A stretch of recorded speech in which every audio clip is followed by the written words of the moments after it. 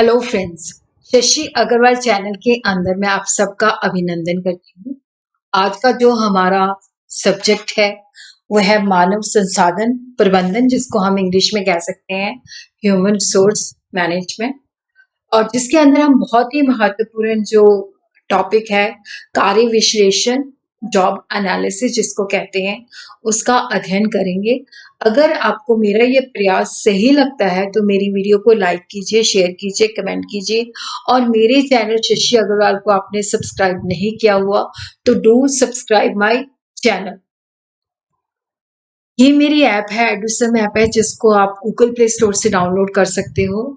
ये जो ऐप है आपको काफी सारा फ्री स्टडी मटेरियल और काफी सारा फ्री मॉक टेस्ट प्रोवाइड करती है। उसी तरह काफी सारे स्ट्रक्चर कोर्स भी अवेलेबल है। तो ह्यूमन सोर्स मैनेजमेंट का इंग्लिश और हिंदी के अंदर, दोनों के अंदर ये कोर्स उपलब्ध है। तो सबसे पहले हम देखते हैं कि जो कार्य विश्लेषण है इसका मतलब क्या है। इसके अंदर सबसे पहले हम जॉब को समझेंगे। देखो, जैसे मैं किसी ऑर्गेनाइजेशन में मार्केटिंग मैनेजर की जॉब कर रही हूँ, तो यहाँ पे मुझे जो डेजिग्नेशन मिला है मार्केटिंग मैनेजर का है। तो ऑर्गेनाइजेशन के अंदर जब हम काम करते हैं तो काफी सारी वहां पे जो ऑर्गेनाइजेशन का पूरा जो कार्य होता है अलग अलग जॉब के अंदर विभाजित होता है। किसी को कोई पद मिलता है, कोई किसी को कोई पद मिलता है। जैसे मेरे डिपार्टमेंट के अंदर कोई असिस्टेंट मार्केटिंग मैनेजर है, कोई डिप्टी मैनेजर है, कोई सेल्स ऑफिसर है, कोई ट्रेनी है। तो यहाँ पे जब हम जॉब की बात करते हैं तो कुल कार्य का पैकेज पदों में, जैसे ऑर्गेनाइजेशन में हम काम करते हैं तो ऑर्गेनाइजेशन के अंदर बहुत सारी जॉब्स होती हैं। ऑर्गेनाइजेशन का जो कार्य होता है अलग जॉब्स के अंदर विभाजित किया जाता है।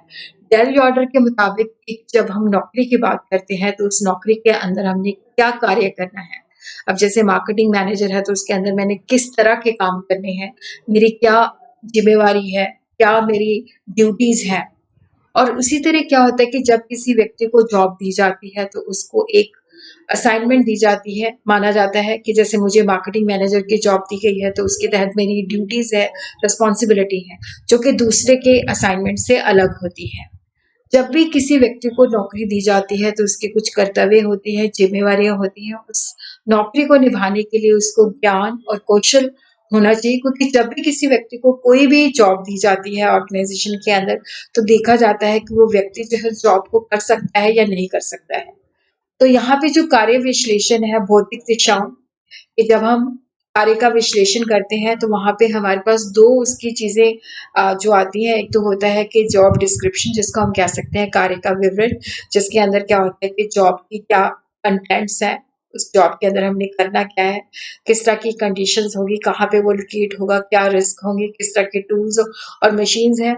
और उसी तरह जो कार्य विशिष्टीकरण है, जो व्यक्ति जिसने उस जॉब को करना है उसके अंदर किस तरह की एजुकेशन, क्वालिफिकेशन, किस तरह की योग्यता होनी चाहिए, किस तरह का एक्सपीरियंस होना चाहिए, किस तरह की क्वालिफिकेशन होनी चाहिए, क्वालिटीज होनी चाहिए, वो उसके तहत हमें पता चलता है।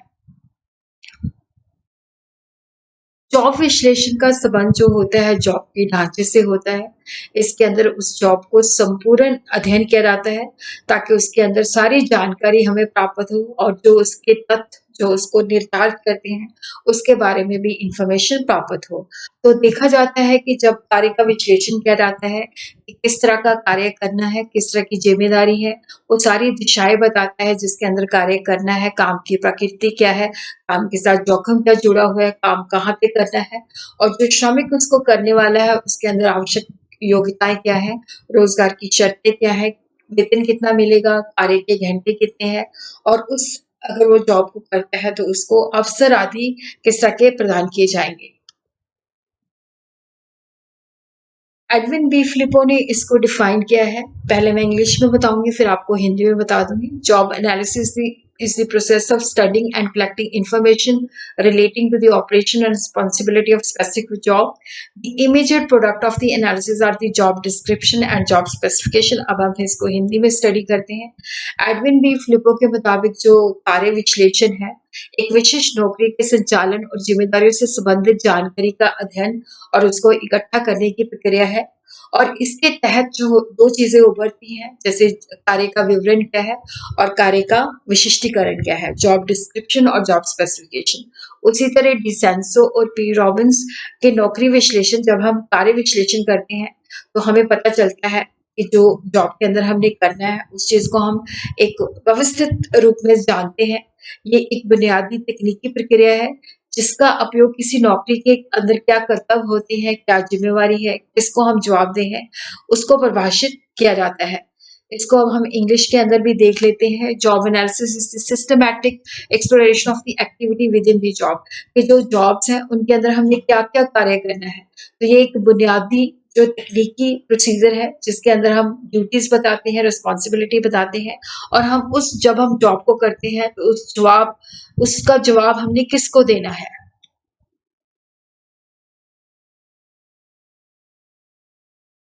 तो हम सिंपल भाषा के अंदर कह सकते हैं कि कार्य विवरण जॉब जो एनालिसिस है, सॉरी, ये जो जॉब एनालिसिस है, जिसको हम कह सकते हैं कार्य विश्लेषण,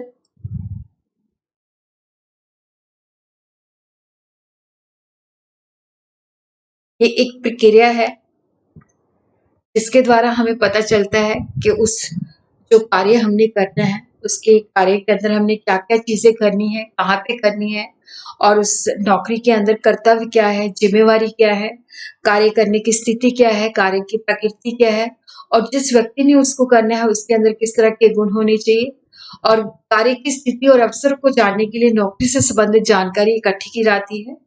इसका जो मुख्य उद्देश्य होता है, डाटा इकट्ठा करना होता है। नौकरियों से संबंधित जो डाटा है, उसको इकट्ठा किया जाता है, फिर उसका विश्लेषण किया जाता है, फिर देखा जाता है कि जैसे उसमें 2 चीज़ उभरती है, कार्य का विवरण उभरता है और इसी तरह कार्य की विशिष्टता, कि जॉब डिस्क्रिप्शन जो कि जॉब को डिफाइन करती है, जॉब के कंटेंट्स क्या है और जॉब कहाँ पे हमने करनी है, जॉब जॉब के साथ अंदर किस तरह से हमने मशीन यंत्र का प्रयोग करना है, जॉब के साथ क्या ज़िम्मेवारियाँ हैं, वो सारी चीज़ें हमें पता चलती हैं और जो जॉब स्पेसिफ़िकेशन होती है, जिस व्यक्ति ने उसको परफ़ॉर्म करना है, उसके अंदर किस तरह के गुण होने चाहिए, किस तरह का तजुर्बा होना चाहिए, किस तरह की कुशलता और योग्यता होनी चाहिए।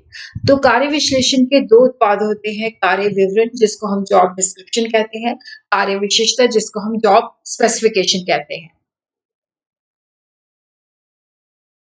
अब हम देखते हैं कि जो कार्य विश्लेषण किया जाता है, उसके उद्देश्य और आवश्यकता क्या है?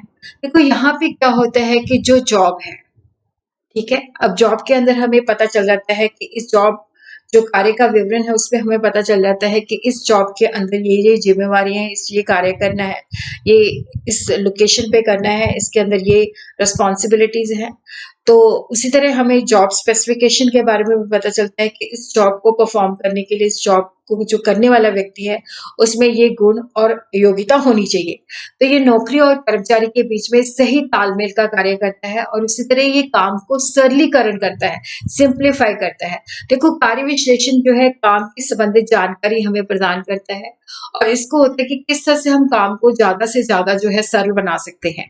कार्य सरलीकरण का अर्थ है कि काम को हम छोटे-छोटे भागों में बाँटते हैं और ये हमारी जो उत्पादकता होती है उसके अंदर सुधार लाने में भी हेल्प करता है और उसी तरह ये हमें एक स्टैंडर्ड ऑफ परफॉर्मेंस भी स्थापित करता है कि किस तरह से हमने एक जो प्रदर्शन का एक मानक स्थापित करता है और इसी तरह जो हमारी भर्ती है, रिक्रूटमेंट है, सिलेक्शन है, चयन है, प्रशिक्षण है, ट्रेनिंग है और उसी तरह क्या होता है कि जो व्यक्ति हमने रखने हैं, उनकी जो कार्य होती है, उसका निष्पादित किया जाता है, उसका मूल्यांकन किया जाता है। तो ये सारी चीज़ें हमें करने में सहायक होता है। कार्य विश्लेषण के जो तत्व हैं, एक तो होता है कि हमें पहले तो हम आइडेंटिफ़ाई करते हैं कार्य की पहचान, उसका मेन टाइटल क्या है, उसका सब टाइटल क्या है और उस कार्य को करने के लिए आवश्यक सामग्री, मशीन, यंत्र और औज़ार किस तरह के चाहिए, कार्य के घंटे कितने लगेंगे, कर्मचारियों की रिस्पॉन्सिबिलिटीज़ और ड्यूटीज़ क्या होगी, कार्य करने की दिशाएँ क्या होगी और उसी तरह क्या होता है कि हर एक जो जॉब होती है, उसकी एक यूनिक पहचान होती है, किस स्थान पे करना है, उसके लिए किस तरह की शारीरिक योग्यताएँ चाहिए, किस तरह का उस पे निरीक्षण रखना है। नौकरी की माँग की आवश्यकता के अनुसार जो व्यक्ति उसको जॉब को करेगा, उसके अंदर शिक्षा, कितनी ट्रेनिंग देनी है, उसका अनुभव क्या है, उसके अंदर क्षमता क्या है, रोजगार की शर्तें क्या है, काम को कैसे करना है, तो ये कार्य विश्लेषण के अंदर हमें इंफॉर्मेशन मिलती है। अब होता है कि जो कार्य विश्लेषण है, इसकी हम इंफॉर्मेशन जो है कहाँ से कलेक्ट कर सकते हैं, किन व्यक्तियों से कर सकते हैं।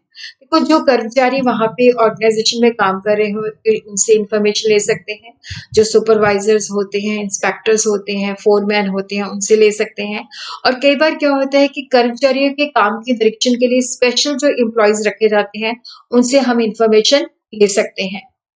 तो हम देखते हैं कि जो कार्य विश्लेषण है, इसकी जो प्रक्रिया है, संगठनात्मक विश्लेषण, फिर उसके अंदर प्रतिनिधित नौकरियों को चुना जाता है, फिर डाटा इकट्ठा किया जाता है, फिर उसका समीक्षा रिव्यू किया जाता है, फिर उसके बाद हमें जो है कार्य विवरण और कार्य विशिष्ट का करते हैं। अब इसको हम स्टेप बाय स्टेप जो है समझते हैं। देखो, जो ऑर्गेनाइजेशन है उसके अंदर जो कार्य होता है उसका विश्लेषण किया जाता है। तो जो कार्य विश्लेषण है उसका जो पहला चरण है, जिसके अंदर हम नौकरियों के जो ऑर्गेनाइजेशन के अंदर जो जॉब्स होती हैं उनका विभिन्न पहलुओं से संबंधित इंफॉर्मेशन कलेक्ट करते हैं। तो यहाँ पे हम देखते हैं कि जो ऑर्गेनाइजेशन है उसके अंदर जो है जॉब्स का हम एनालिसिस करते हैं, देखते हैं कि ऑर्गेनाइजेशन की प्रक्रिया क्या है, ऑर्गेनाइजेशन के अंदर काम किस तरह से चलता है, किस तरह से अलग अलग डिपार्टमेंट बनाए जाते हैं, किस तरह से लोगों को रखा जाता है, ऑर्गेनाइजेशन के अंदर जो है उसकी प्रकृति क्या है, ऑर्गेनाइजेशन के अंदर जो अथॉरिटी और रिस्पॉन्सिबिलिटी रिलेशन होता है, वो सारी चीजें जो होती हैं वहां पे उसके बारे में इंफॉर्मेशन जो है कलेक्ट की जाती है। फिर उसके बाद क्या होता है कि देखो, किसी संगठन की सभी नौकरियों का विश्लेषण करना जो होता है महंगा होता है और बहुत समय कंज्यूम करता है। तो इसलिए क्या होता है कि सिलेक्ट कुछ नौकरियों के जो कुछ जॉब्स होती हैं, जो कार्य होते हैं, उनको चुना जाता है जिसके बारे में हमने विश्लेषण करना होता है। फिर उसके बारे में जो है डाटा इकट्ठा किया जाता है कि उस कार्य को करने के लिए किस तरह की हमें मशीनें, औजार चाहिए, कहाँ पे करना है। फिर उस तरह जो व्यक्ति उसको करने वाले हैं, उनके अंदर शिक्षा, योग्यता, कर्तव्य, ज़िम्मेवारियाँ क्या होंगी, तो वो सारी चीज़ें जो होती हैं इकट्ठी की जाती हैं। तो इसके अंदर जो ऑब्जर्वेशन, अवलोकन, साक्षात्कार और प्रश्नावली जैसे विधियों का उपयोग करके जो है डाटा इकट्ठा किया जाता है। और उसी तरह क्या होता है, रिपोर्ट बनाई जाती है, समीक्षा तैयार की जाती है, तो रिपोर्ट तैयार की जाती है।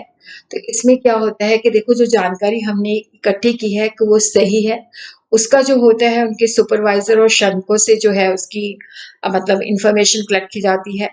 और उसी तरह क्या होता है कि जब हमने इंफॉर्मेशन कलेक्ट कर ली है तो इससे दो चीजें सामने आती हैं। एक तो होता है कार्य का विवरण, जिसको हम जॉब डिस्क्रिप्शन कहते हैं। एकत्र की गई जानकारी का उपयोग एक लिखित विवरण विकसित करने के लिए किया जाता है, जिससे हमें कार्य का विवरण, जिसको जॉब डिस्क्रिप्शन भी कहा जाता है, ये एक दस्तावेज होता है जो हमें बताता है कि इस नौकरी के अंदर हमने ये कार्य करने हैं, किस तरह की जिम्मेवारियां हैं, काम की स्थिति क्या होगी, स्थान क्या होगा, जोखिम क्या होगा, तो उसके अंदर हमने क्या क्या कार्य करने हैं, उन सबको हमें बताता है। और उसी तरह हमें ये जो है कार्य विशिष्टता कि इस जॉब को करने के लिए जो बंदे हमने रखने हैं, उसके अंदर इस तरह की योग्यता, इस तरह की शिक्षा, इस तरह का अनुभव, इस तरह के बैकग्राउंड से वो व्यक्ति आना चाहिए। और उसी तरह हम देखते हैं कि जो कार्य विश्लेषण है, इसके जो सह उत्पाद है, कार्य विवरण है, एक कार्य विशिष्ट है, जिसको हम अगली वीडियो के अंदर स्टडी करेंगे।